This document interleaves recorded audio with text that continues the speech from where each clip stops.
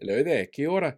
One of the things that seems to shock people the most about the US healthcare system is just how reliant it can be on crowdfunding as an option to ensure that people can have a basic quality of life. That might mean something like needing a treatment or specific equipment, for example. And it's something that's likely to be on the rise here in this country very soon after an announcement this week from Whaikaha, the Ministry of Disabled People. They made an announcement this week which limited how their funding could be allocated because, well, like every government department out there, they've got to watch the books so that the National Party and its coalition partners can give tax breaks to landlords and millionaires. They're literally taking money now from the disabled community to ensure this. Now, the government does say that they haven't reduced funding at all for this particular ministry, but there's actually a bit of a sneaky thing that's going on here. You see, by limiting the way that people can access the funds, which up until this point have been basically assigned on a case by case basis because the needs of disabled people, like everybody else, vary from person to person. By limiting those funds, it makes it much less likely somebody's going to be able to claim them for what they actually need, which means that that money then goes back into the pool. And when those people go to apply for funding the next year, the money is reduced because they didn't use the funding from the year before. It's kind of a sneaky way to go about trying to save a few dollars. And it comes at a cost for people who need that help the most and in much more specific ways than a lot of the rest of the population. And this is a real concern for a number of people working within the sector or who work or live with people with disabilities.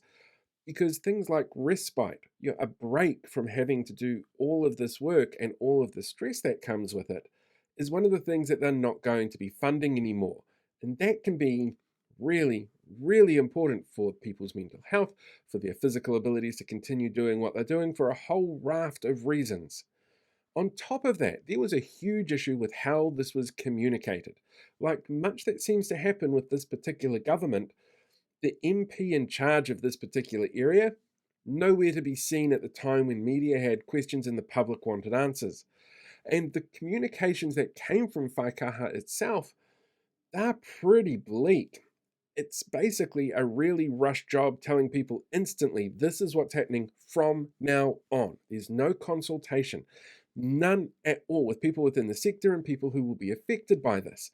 It shows that they're rushing to make sure that this is put in place really quickly because the pressure's been put on them from outside the organization. And the people that do that is our coalition government. So they are literally putting people who with disabilities at a risky position to ensure that they can make savings somewhere along the lines to fund tax cuts for the people who don't need tax cuts, while telling us all that they're dealing with the cost of living crisis. This is unfair and it hurts so many people.